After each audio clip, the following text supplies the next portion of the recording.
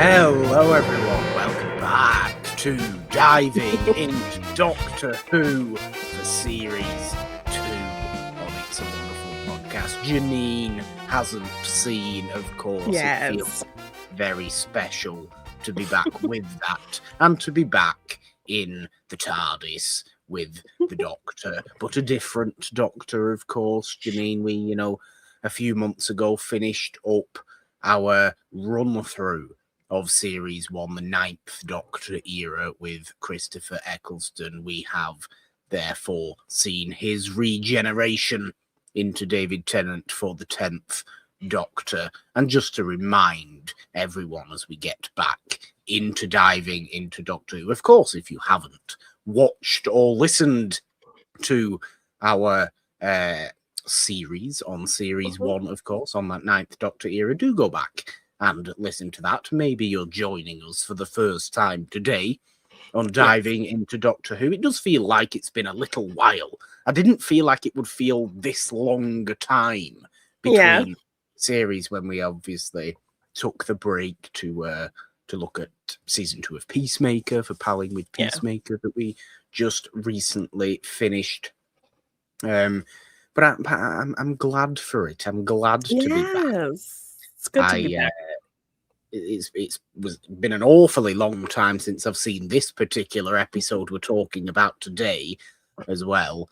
The very, very first episode of the 10th Doctor era, the first Christmas special in modern Doctor Who as well. Or, I mean, the first real Christmas special in the history of Doctor Who, because I think there was an episode on a Christmas day in the 60s or something like that, close to when Doctor Who first started, but it wasn't a Christmas special in the modern sense of the word or anything like that. This episode that we're talking about today is really the start of an annual tradition that lasted, over 10 years, I think, of modern Doctor Who, of a Christmas special near enough every year, or I think actually every single year, for over 10 years, starting with the episode we're talking today, The Christmas Invasion, which does bridge the gap between Series 1 and Series 2 of New Who very, very well, I think, in my opinion. Well, obviously, my opinion is less important on diving into Doctor Who than yours, Jeannine, given that it is the Jeannine hasn't seen. But just to remind, as we get into Series 2, yes, it does bridge the gap, but it does officially form part of Series 2 as well. It's almost like the episode 0 of Series 2, rather than true episode 1. So you do always consider it part of it, and it's certainly, obviously, the start of the 10th Doctor era. But just to remind everyone, Jeannine, of your history with Doctor Who, are we now finally getting into properly Jeannine hasn't seen territory? Not quite. So yes, my history with Doctor Who is very much that I watched the 9th Doctor season a very long time ago, several years ago now. And after that, yes. And after that, I struggled to move on from Eccleston because I loved him so much. So I did, in fact, I think, watch at least 3 episodes of this Doctor before I completely stopped. So there were some things that did kind of look familiar to me as I was watching this episode. So there may be some things I recognize in the second episode, and then beyond that, I don't quite think I remember much. So. Okay. So that's good that you have seen this, which is the like I said, the sort of bridge episode, the series episode, the special that it is. I like that you have seen this. You have some sort of vague memory of the Christmas. Yes, I particularly remember the scenes of him coming out of the TARDIS and doing kind of his whole speech, and I remember the hand aspect. Oh, very good. Yeah. I'm glad you remember the Yes. hand thing, because Yes. it's quite significant that in the later sort of Okay. David Tennant 10th Doctor era is Okay.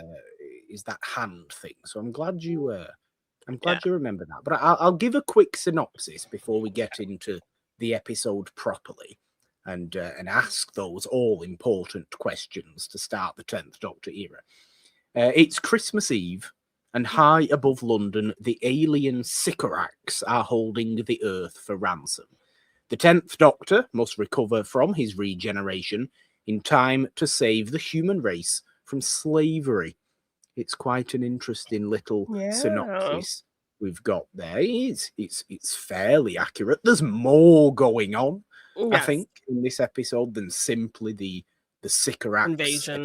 Yeah. attempted sort of blood Enslavement. manipulation invasion that they're doing, which is a very darkly interesting kind of way of portraying an alien invasion. I think quite scary at times. You know, those scenes of massive amounts of people walking towards edges of tall buildings. Yeah. It feels like mind control, but we learn it's Yeah. blood control of Yeah, which is particular kind of blood even type. scarier. Yeah. It is in a way, because that's truly uncontrollable. You can't control your own blood Yeah. type, can you? Yeah. You can, to a degree, still control your own mind, but you can't control your own blood type. So it is quite serious in that way. But the most significant thing about this episode, to me, is the fact that it really eases you in to David Tennant's 10th Doctor. Yes. It does not have him front and center at all until it's absolutely necessary. Yes. It allows the audience to get used to a new Doctor. Perhaps for many people, we've got to remember, for the first time, maybe new fans of Doctor Who at this time weren't aware of regeneration, so they were watching the finale of series 1, obviously the parting of the ways, see Christopher Eccleston go up in gold and regenerate into Tennant, wondering what the hell's going on.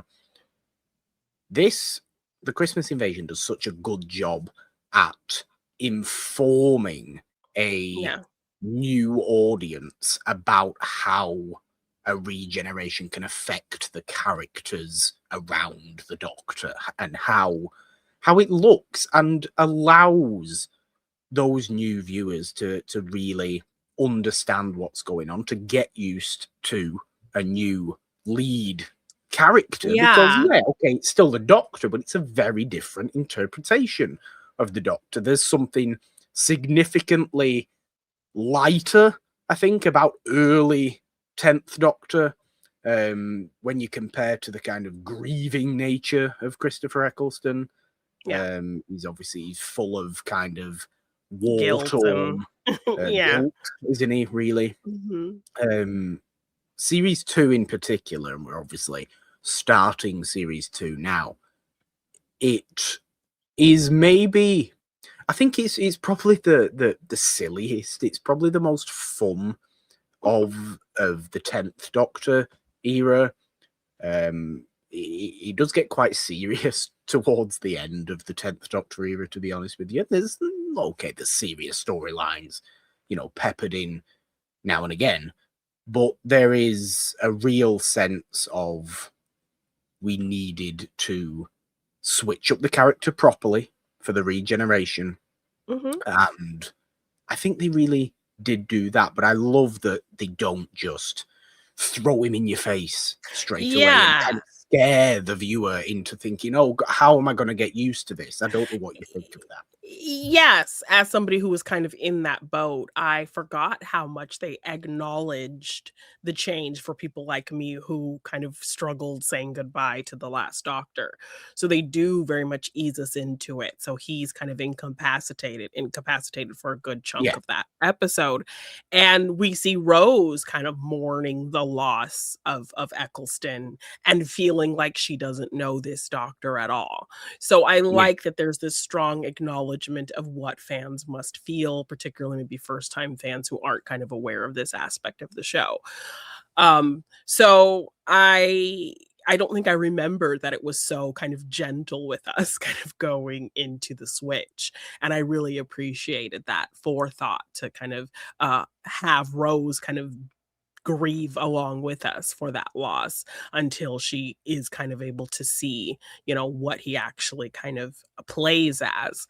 Yeah, And then we can kind of, once we see kind of Rose get on board, then it's kind of eases yeah, us into getting on board. So yeah, it wasn't for a lack of, I think, not liking Tennant or kind of enjoying what he was doing for me to go forward. Um, because this episode I think does a really good job of being that kind of bridge. But yeah, I think it was just it was a very much, I did miss Eccleston, and I just didn't know how to kind of go forward with it. So it wasn't a lack of like not liking kind of the transition, but it was just kind of like, do I want to keep going? Um, okay. I get it. I get it. I hope in obviously a bit of a closer watch that we're doing for yeah. diving into Doctor Who here, you'll become a little bit easier in your Yeah. feelings towards series 2, towards, starting off with Tennant, because I really do think in the kind of next few episodes that we'll obviously be covering going forward, he is very, very funny. He's a very, very Yeah. likable Doctor. He's still the most popular Doctor. Yeah. So there's a reason for that, and he builds as a character so well across his Hmm. 3 seasons and specials that he does. Yeah. But he does start very, very strong, even though obviously in the Christmas Invasion with limited screen time. But it makes so much sense to me that we're spending an awful lot of time again with our point of view characters, with Rose, Hmm. with Jackie, with Mickey, even Yeah. with Harriet Jones, who comes Hmm. back from the Slitheen storylines Yeah.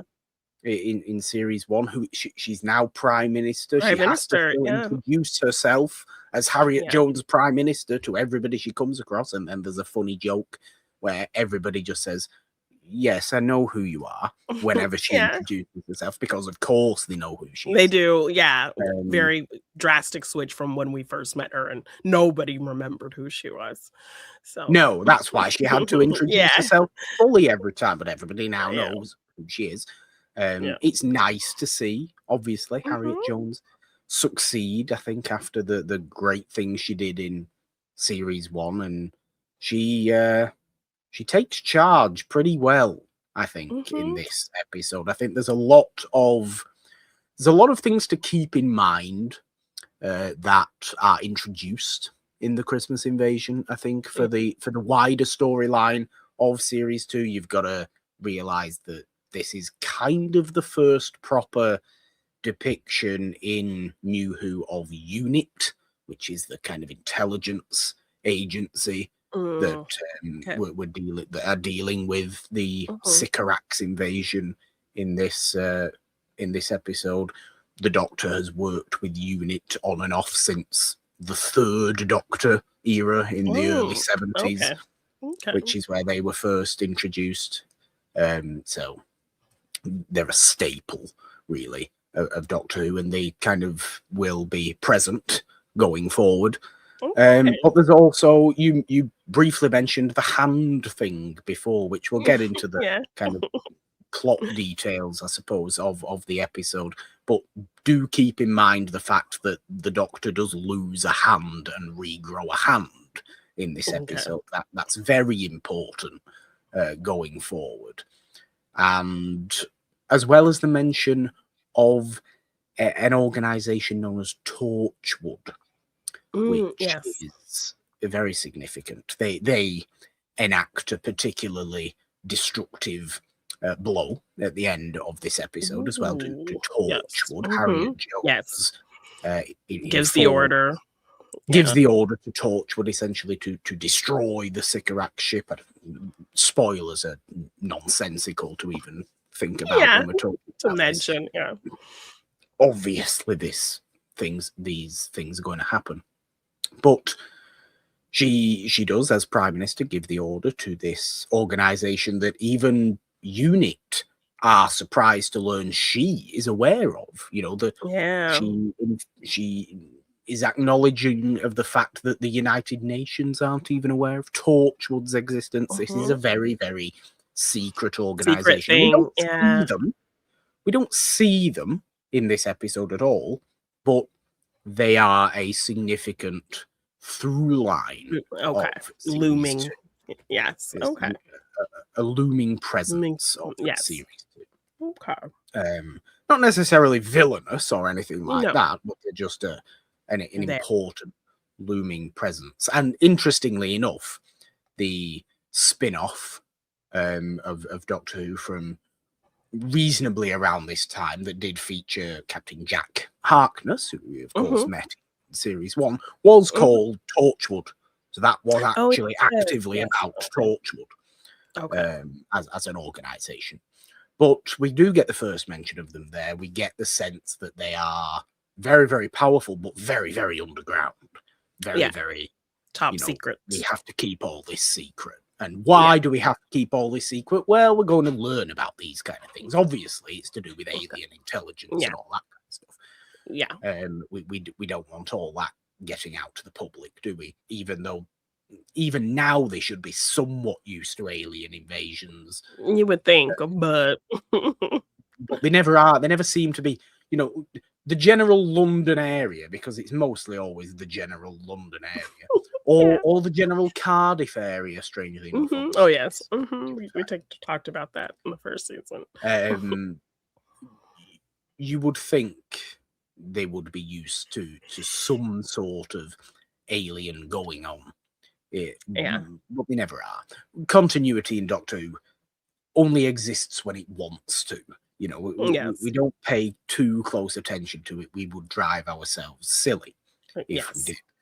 But keep those things in mind going forward. Keep Okay. those introductions in mind.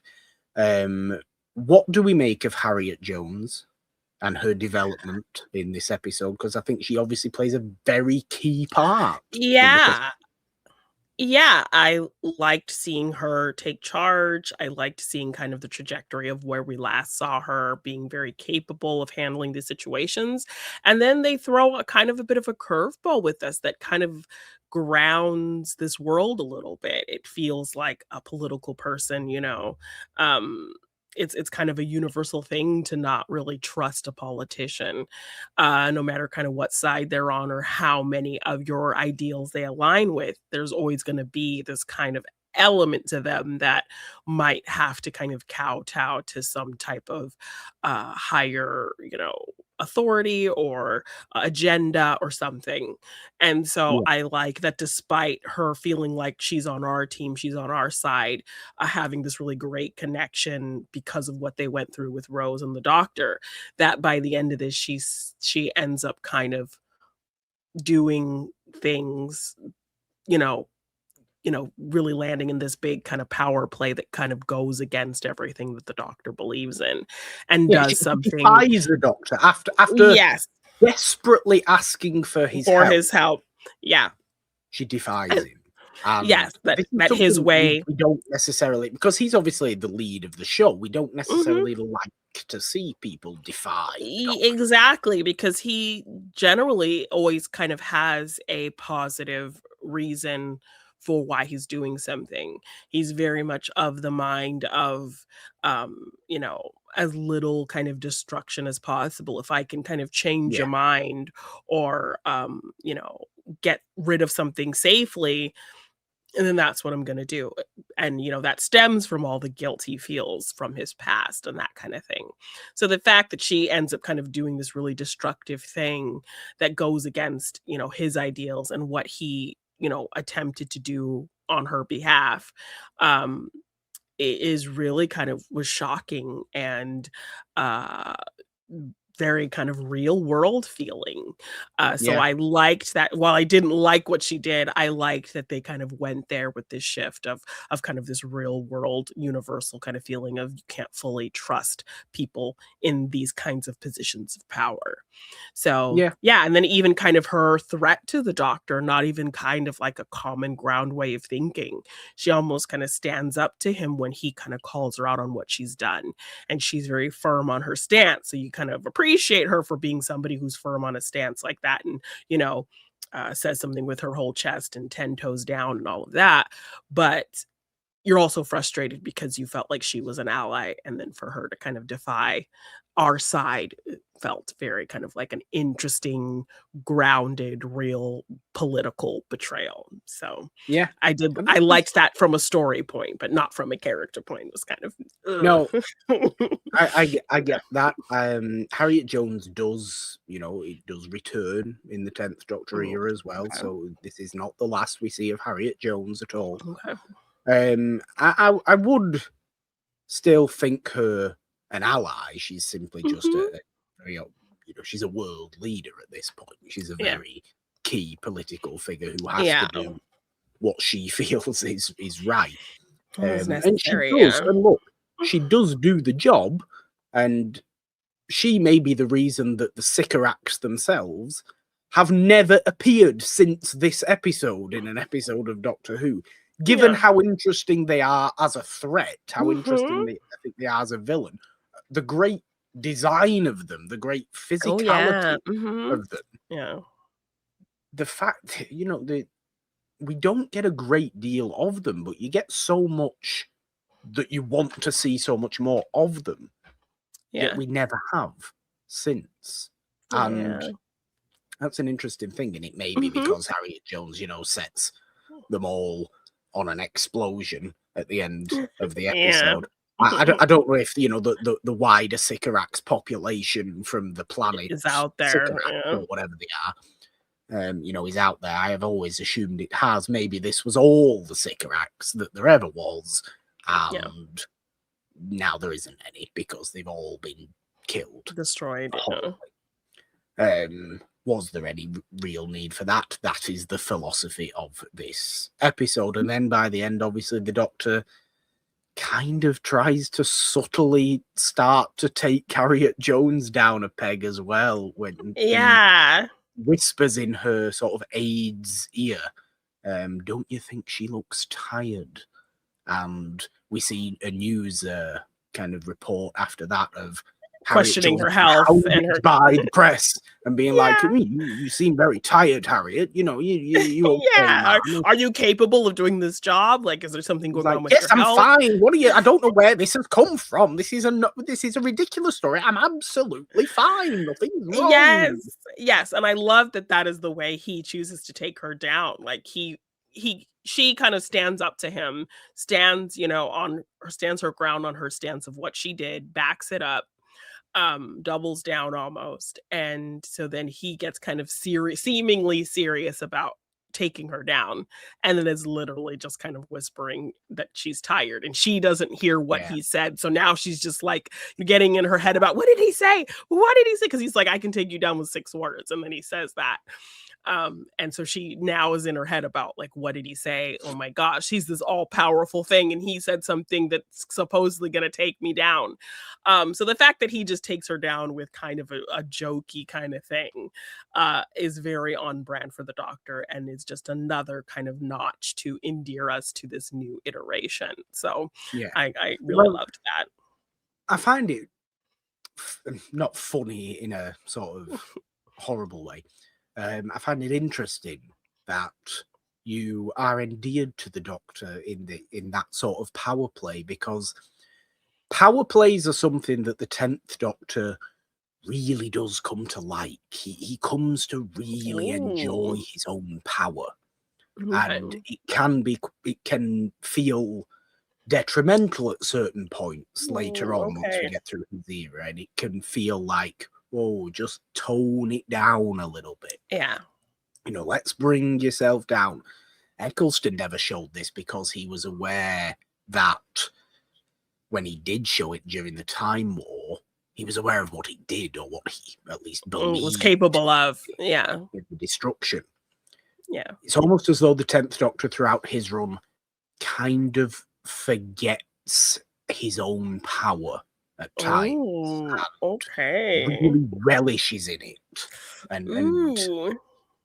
becomes, is aware of his own godlikeness, I think, at times as well. Okay. And I do sense that this attempt at power playing Harriet at the end of this episode is a little bit of an indication of that. And I Okay. wasn't quite, Like I didn't quite remember pick up that on it. about Yeah. Yes. Because the I just liked episode. what I liked about it was that it was like you expect him to do something far more dangerous, maybe because this is a new version, and Yeah, even though he kind of ended up resolving the situation in a pretty playful way and gives a very kind of fun monologue and kind of is giving Rose those cues that it is the same person, you're still a little bit unsure.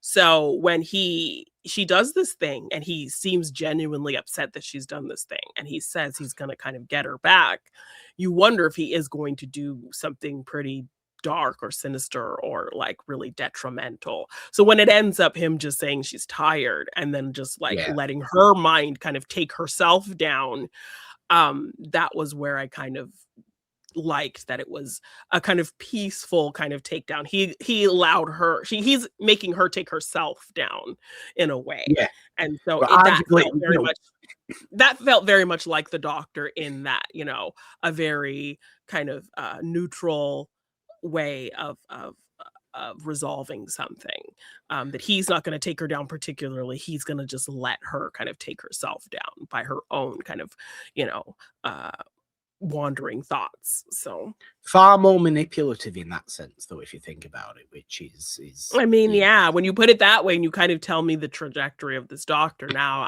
yeah, I'm kind of like reading it that way as well. But I could see like you maybe didn't think about that the first time watching it and thinking that this was just kind of like a little tease of what would kind of become this bigger thing with him. yeah. I think this is why rewatching is always Yeah, it's really why interesting. Yeah. these kind of things. I know we've spoken quite a great length about the ending and sort of Harriet's story in this whole episode as well. We must remember this is also a Christmas episode. Do we feel that Yeah. it feels like a Christmas episode? Do we feel Christmas is present enough in this episode? I know we do open sort of with a potential threat that becomes the Sycorax with this kind of these sort of These robot creepy Santas. Yeah, it almost takes us Um, back to the very first episode of the Ninth yes, Doctor with the kind of mannequins. Yeah, I think it kind of bookends well enough with Christmas. I don't think there's a lot of Christmas kind of in the in between, but when you kind of open with Christmas and we're sitting in this kind of space without the Doctor for a good decent time, I think we're getting enough of it there because we open yeah, with Jackie, decorating the tree, putting presents, and then she sees that she has a gift for Rose and she's not there. And so yeah, we're already getting that essence. We get like a killer Christmas tree as well, so that kind of plays into yes. What do things. you make of the killer Christmas tree that happens? Now, we should say as well that these sort of robot Santas, as they were, and this killer Christmas tree are sort of energy feeders based on the Sycorax threat. Yeah. Sort of, they Hmm. sense a threat Yeah. and they come down. The Doctor explains them in one instance where he wakes up from his regeneration slumber temporarily and somewhat early. He explains them as leeches almost who Yeah. sense sense an energy threat and go and try and get the sort of energy resource from it or whatever it may be. Yeah. But it seems like that is the sort of weird and very, very Christmassy threat towards Yeah. the beginning of the episode that then obviously becomes the Sycorax once we deal more with Unit and get a little bit of a video relay back of this terrifying looking alien creature screaming Yeah. into a camera. Yeah. This probe they've sent to Mars or something or other. Yeah. But what do you make of the spinning killer Christmas tree and Jackie thinking she's going to get killed by a Christmas tree and it being a little bit I silly. mean, it harkens back to kind of those usual shenanigans when Rose does come back home. It's always something with Mickey and Jackie and something attacking them. So Yeah. it felt very much like a familiar sequence, just Christmas added to a Christmas added element to a scene like that. So those scenes You are almost always wonder fun. why Yeah. you almost wonder why they are continually excited to hear the TARDIS noise and for Rose to come home, Exactly. given that Yeah, they know they're it's going all to come under some sort of threat. yes, I mean, every time, literally every time. But it was kind of fun to open and see them kind of hear the sound and get excited Yeah, because, they're not associating it with kind of the drama that comes with it. They're just as excited that they're going to get to see Rose, which is kind of a lovely thing. And Jackie really kind of impressed me in this episode that, like, I don't think we get to see a lot of her be incredibly motherly. She seems kind of like a young mother who now in this stage of her life with an older daughter is now like, I'm gonna live my life. I'm gonna kind of party and, yeah, hook up with people and do my own thing. And, which she does. Yeah, Rose kind of takes care of me kind of situation. Because I'm very kind of flighty and that kind of thing. But to see kind of how motherly she was in her care for the doctor, yeah. like asking, "Oh, what do you need? Just please, dear," like calling him dear and sweetheart, "Tell me what you need," and like really kind of taking good care of him. And that whole kind of thing was very much a nice surprise from Jackie because I feel like we don't see a ton of her being all that motherly. So the care that she was showing to the doctor, particularly this is a new face that she doesn't recognize. Yeah. It's also kind of like she has a bit of this contentious relationship with the doctor anyway. So the fact that like, she was taking the time to really care for him was really sweet and very kind of different for her character. So I really liked seeing that.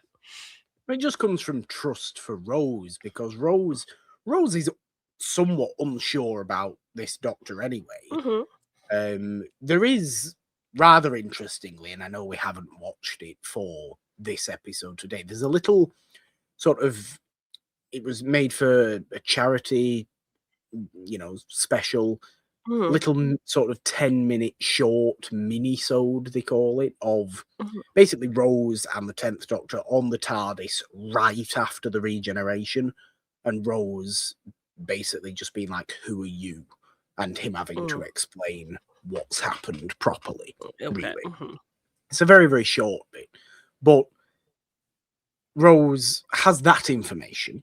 I think we understand that Rose has that information and then has to come back home, obviously, and try and convince Jackie and Mickey that this is the Doctor, while also doubly trying to convince herself that this is still the Doctor. Yeah, because we see her. Yeah, because we see her have these breakdowns. Like I thought he cared about me. I thought we were,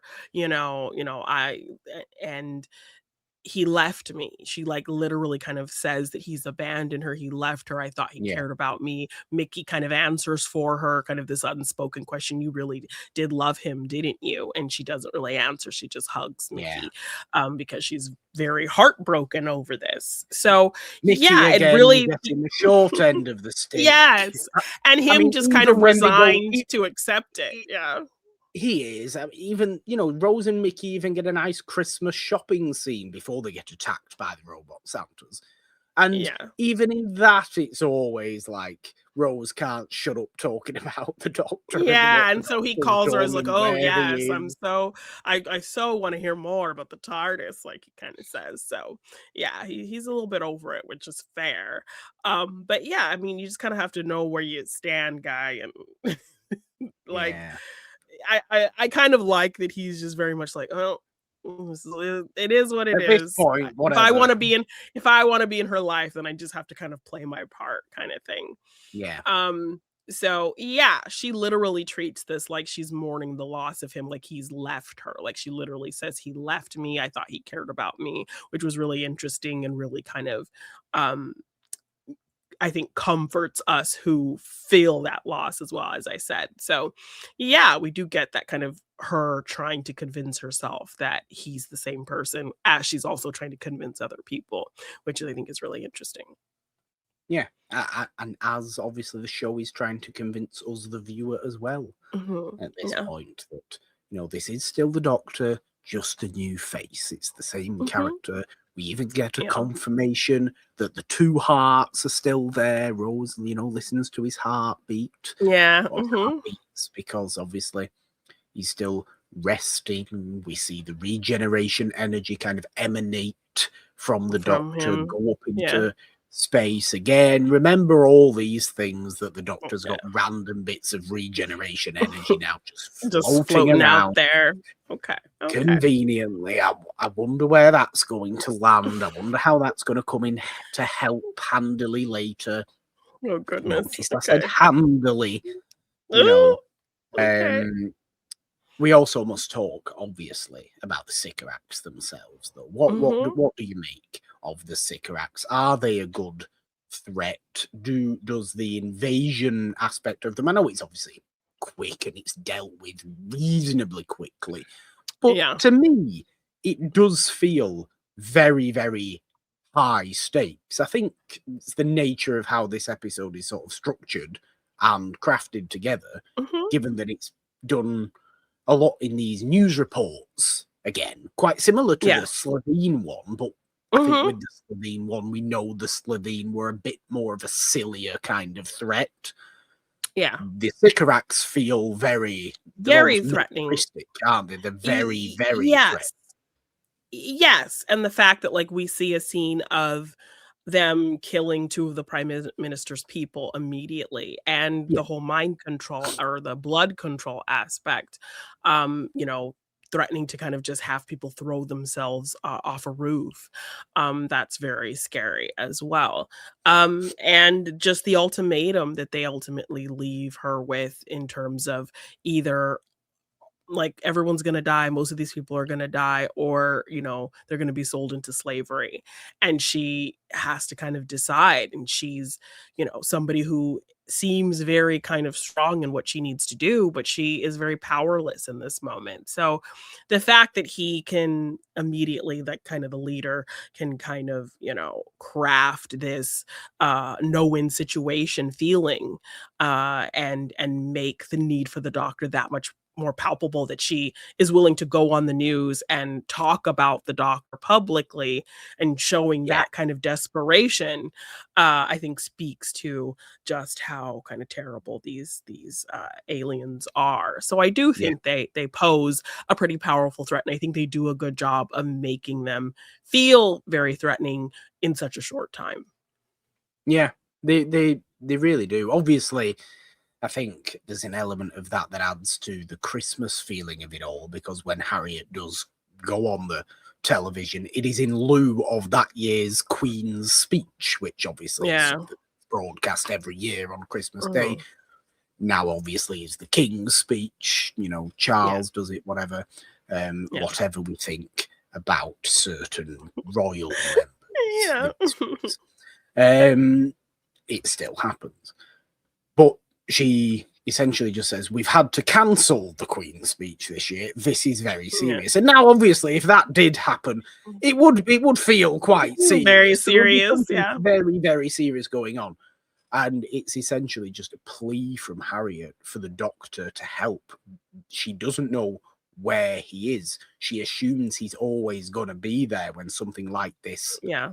happens. But obviously, he is recuperating from a Mhm. regeneration. Still, he Yeah. hasn't fully recovered yet. When he does wake early, and I think Rose, it's when the spinning killer Christmas trees in the flat, Yeah.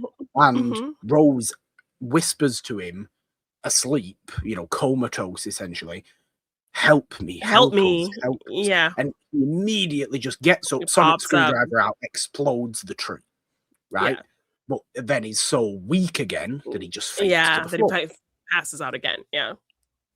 And then gets up to have that explanation of who the robot Santas are and exactly what's going on here. There's something a bit more serious going on here. And then realizes that he's not quite recovered again yet, and then faints to the floor again. So there's a Yes. serious sort of, we really have to wait for him to To be him to okay. for Yeah. this situation to be okay. Yeah. And it's what I love about the confrontation with the Sycorax directly. Yeah. Because we obviously Mhm. get this probe thing go up, we get this video relay back into unit of Yeah. this terrifying looking creature just grunting and roaring and making all these strange alien noises. Yeah. And we see this big asteroid ship fly over Come obviously through. Yeah. the Mhm. top of London, which I think looks great, I must say as Mhm. well. I think that Yeah, still no, looks great. Mhm. You know, the budget steadily increasing, I Just a think. little And bit. A little bit. by the end of the 10th Doctor's run as well, you will notice not just the budget increasing, but the HD quality of picture increasing as well. And we're getting Oh, some, okay. you know, we're seriously changing Serious the money. Okay. Yeah. Okay. quality of Yeah. Doctor Who's show by the end of this We're era. not blowing the budget on a Britney Spears song. No, not necessarily. Maybe other silly songs in there. And look, having said that, there's some very cheapy, very ridiculous looking stuff in series 2 in particular Okay. that I'm kind of looking forward to seeing. Revisiting. I don't even know if I'm looking forward to seeing it again. I'm looking forward to talking with you about it again, because Okay. these would be episodes that you didn't get to. So Yeah. obviously, having only watched 1, maybe 2 episodes more than we're at Yeah. now, ever, Yeah. then you won't have seen these. And I just Okay. a first time watch. What does a first time watch of 2 particular episodes in series 2 look like in 2026? I'm What does intrigued. that I'm look like? And intrigued. I'm be intrigued, definitely, but be kind of concerningly intrigued. Cautiously optimistic. We are dealing with some really quite poor episodes of television here. Okay. But in a way almost kind of humorously so, one of which, by the way, has had a little bit of revisionist attitude against it, which I think is fair enough, is understandable. One of which is just not good. It's really not good. Okay. Regardless, the budget is still kind of there in certain aspects, and it's not in others yet. Okay. You know, we're still not quite getting consistency in that. But the confrontation with the Sycorax on this asteroid spaceship that they have, I think is really, really great. Because Rose obviously gets in there, acts front and center, and tries to just spout every name of every alien that she's encountered. Yeah, she tries to handle it. Sound like she knows what she's talking about, and she obviously doesn't know anything that she's talking about. And I find this quite funny. Like, I don't find it silly in a sort of look. No, it's funny because she's her. trying.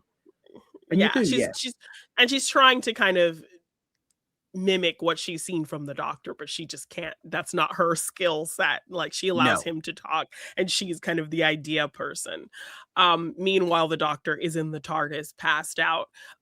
Since they could not figure out what to do, her plan was just for her and her mom and Mickey to get in the TARDIS with the Doctor's unconscious body and go somewhere else, because what are they going to do? And so Jackie's over here with 15 bags trying to drag them in there with snacks and tea and food and things. And so she has a thermos of tea, and in her rush to kind of leave and go get more food, the tea gets knocked over. They end up getting captured by the aliens. And the tea is now just dripping on some equipment underneath the kind of main console. So this is now where Rose is trying to kind of, parlay some type of peace agreement, or seem like she knows what she's talking about, or seems like she could be some type of threat, so they'll back off. But it's not working. And then I love kind of the slow reveal of how they know things are working in, in order, in proper order, because Basically, we can't. it's how they come to know that the doctor's okay. Yes, I love kind of the slow reveal of it, because this whole time the alien is talking in their language and they Only can't getting really translated through units, sort of little translator device that they have. yes. Yes. And so we can't really understand what they're saying without the translation. And then all of a sudden they're speaking English. And the alien is like, I'm not speaking English. I would not speak this primitive language. And everyone's like, nope, sounds like English. And like everyone's starting to hear the English. And then she realizes, oh, if we can all hear that you're speaking English, but you say you're not speaking English, that must mean the translator's working, which must mean, and then Yes, here the comes the TARDIS doctor. Yes, yes. And that means the doctor's okay, the TARDIS is okay, and he is up and out. And I like this kind of ease into him, because he now, it's like Rose was trying to kind of convince herself, convince us, essentially convince, Yeah, the people who knew the doctor that this was the doctor. And now the doctor kind of has to convince himself that he's the same person as well when he comes out of there. He's like, who am I? Like, what am I like? What do I feel? What do I like? What are my, personality traits? Like he's yeah. trying to kind of remember who he is in a really kind of fun, cheeky way, as he's kind of going through this, and as he kind of just keeps talking, it's almost as if he is just kind of talking and running his mouth until waiting for kind of like what the doctor does best to come to him. Yeah. And so it's like this really nice ease into him becoming the doctor, and him, giving this really grand speech and showing his power, and really defending the people that need defending, like he always does. But it's like he has to kind of just keep jabbering to work his way into it until it kind of comes to him as part of the regeneration almost. So I liked Yes. that everything is easing us in, including the doctor himself. So I liked how they Yeah. played that. I mean, there's a confidence there immediately because he bursts open the TARDIS doors Yeah. like a big At just the Missile, right time. Yeah. Yeah. and then struts himself out and does start on his grand monologue to destroy the villain, but then realizes that he's actually just quoting the Lion King and the Yeah. Circle of Life, I think. And does check Yeah. himself and go, no, wait, actually, no, that's the Lion King. Lion Sorry. King. But it still I'm going to applies. start. Yeah. Yeah, I'm going to actually now say what I mean properly. Yeah. And then they do it. And he and the Sycorax leader end up having this rather fun sword fight, Yes. which is interesting, isn't it? Kind of Yeah. swashbuckling. I think we like Yeah. this. We This is do. Yes. obviously also where the hand gets cut off that Yeah. we've mentioned. Now, this Mhm. doesn't matter to the Doctor at this point because he's still bursting with So, regeneration energy. So yeah. he just, like a lizard who's lost a limb, just goes plop Grows it and back. Yeah. grows a new hand. Yes. And quite easily. So it doesn't affect him whatsoever. But there is now a random Doctor's hand floating around. So, Yeah. as we've Okay. said, keep an Remember eye on remember that. Okay. Remember that one. Obviously, then the Sycorax end up getting, defeated. We've spoken about how they're ultimately destroyed by Yeah, our because he's gonna let them go. He says, if you come back, this place will be defended, so don't even bother trying. yeah, So a peaceful solution, a compromise. They feel threatened. They trust that the doctor will be defending this place if they try to come back. So he thinks because they he's kind obviously of know the handled. Doctor. Like every alien race knows the Yes. Doctor. So Yes. So they are very much aware the situation is probably handled. It's probably not a good idea to even attempt coming back. And so the doctor thinks he's taking care of this in the best way he can. No, real casualties. But our prime minister is thinking about the two staff members that were killed right in front of her for yeah, trying to kind of engage in a peaceful conversation with these aliens. And so but she we know doesn't how take any seriously she chances. takes that now after the Slovene Yeah. invasion. Mhm. When Yes. So when Harriet did witness those people get killed and realized she never even knew their names, which affects her. It's why she's so obsessed with introductions and knowing everybody's name, even now. You know, she always asks, as Prime Minister, she's asking every single person's name to make sure she knows who they are should something happen to them. So there's a little bit of development in that sense from the fact that she did at least know who these people were. Yes, and why now she has a bit of a now it's why she has a bit more of a personal kind of backing within her decision to kind of, you know, on top of like the political aspect of her position, she also is taking kind of this very human aspect as well into her decision making later on. So that I don't think I thought about it that way. That was also kind of part of her kind of character shift. Yeah. Now, obviously, we spoke about the ending, the destruction of the Sycorax ship already, but there is a certain lightness as well to the ending of the episode. We see the Doctor pick out his new outfit for the era. Don't we? It's always fun to get into the TARDIS closet and you know, see what's in there. All the outfits, see what's in there. A few little Easter eggs from past Doctors, I think, you know, a long scarf a la Tom Baker and all this kind of stuff. Was just draping around in there.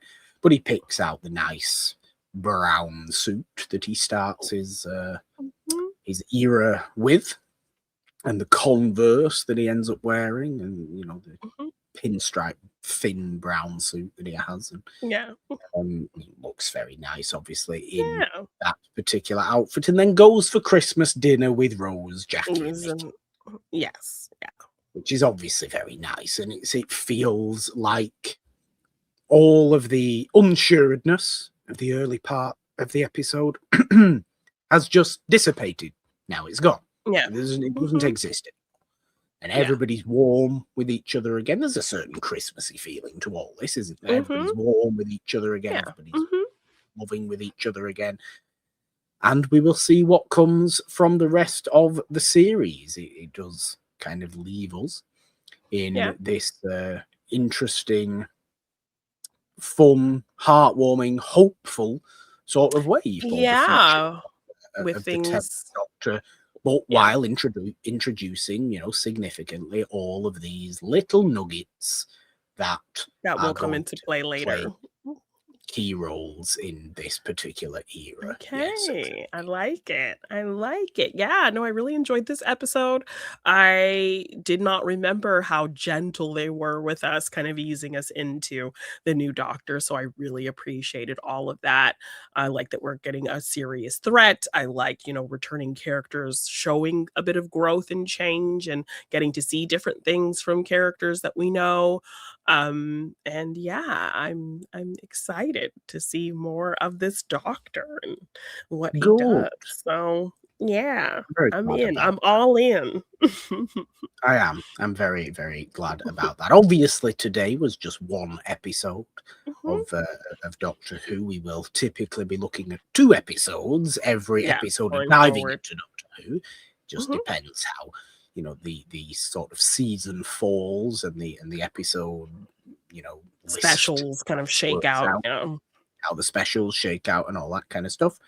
But I can distinctly tell you that the first episode of Series 2 proper is New Earth, which is a wild kind of episode, a very one of those high budget feeling episodes with a fancy set and lots of aliens, basically. Yes, and I did see some familiar faces in the little preview, so very nice.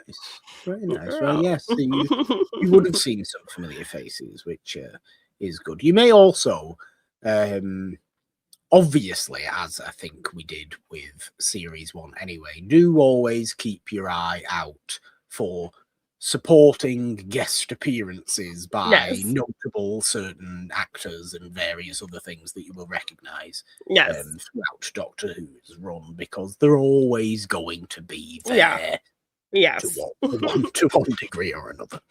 Yes, I also saw a kiss, so I'm curious about the context there. So Yes, I do forget how much you actually don't know. Given that you did know somewhat of the Ninth Doctor, a little it's bit. going Yeah. to be a change for me now. We're getting into proper. You have no idea what's going on at all. Yeah, exactly. Yes. And it's very, very unusual for me. But no, I'm excited too to get into series 2 proper in this particular era. As I said before, still the most popular era, I think, of Doctor Who. Yes, the first few or the first couple of Matt Smith era series as well. I think they're very, very popular. There's been here, there, and everywhere kind of popular moments within modern Doctor Who's history, but none really as universally popular, as still as fondly remembered as these 3 series and specials that you get with David Tennant as the 10th Doctor. So we're getting into what you would refer to as peak Doctor Who at this point, which may confuse you given the quality of some of the episodes in series 2. Yes, it may, but I can promise you we are getting there. I think once we firmly get into series 3 and 4, you see much more strength in consistency as well. Okay. Like there's really good episodes in series 2. Do not get me wrong. I feel like I'm underselling it. Okay. There's really good episodes there. There is just, I think there's something quite special about series 3 and particularly 4 that are, a really, really very, very top tier Doctor Who. But we will get there when we get there, won't we? Exciting times ahead on diving into Doctor Who. Jeannine, obviously this is here on a Monday on our TV-based things. We do have a series of Dawson's Creek to finish as well. Yes. We see Dawson's Creek on Discovering Dawson's Creek. Yes. That will be next week, I believe. We will be ending close out season 4 before alternating that with another show. But obviously now diving into Doctor Who every other Monday for the foreseeable future until at least we end series 2. Whether we go straight into series 3 will be a question that we can ask ourselves by the end of this series, depending on what we are feeling like doing. Jeannine, I think. But diving into Doctor Who is here to stay every other Monday. For a little while, at least. But we always talk TV here on a Monday on It's a Wonderful Podcast. Whether you are watching today on the It's a Wonderful Podcast YouTube channel or just listening on whatever podcast platform you may be listening on, do subscribe and ding your notification bell, wherever that may be, and leave your comments on Spotify or indeed on YouTube. Rate and review, leave your likes and share it around and do all that good stuff as well. If you would like to support us on Patreon or donate in any way, you can find links to do that in the description of today's episode. Or, of course, just find us on and across all the social medias on the app formerly known as Twitter and on Blue Sky at It's a Wonderful One. Find me on the app formerly known as Twitter at the Purple Dawn with a 3 instead of the E and the because, Jeannine. 3 is the magic number. On Instagram, TikTok, and Blue Sky at the Purple Dawn. We have Morgan Hasn't Seen every Wednesday. We have the main show, It's a Wonderful Podcast, celebrating old movies every Friday. And Jeannine, all your Doctor Whoisms are where? You can find me at Jeannine _ on Twitter, Jeannine on Instagram, TikTok, and Blue Sky. And if you want any merch for any of our shows, just check the description for the link or search G9 Design on tpublic.com. Well, would you like to do an impression of the Sycorax to close out today's show? I don't know if I ever even... That kind of sounds like a dog barking, really, doesn't it? Yes, which I also love the Doctor kind of mimicking their voice back at them. I don't know. Don't know. Yes. 3, 2, 1. We are the Sycorax.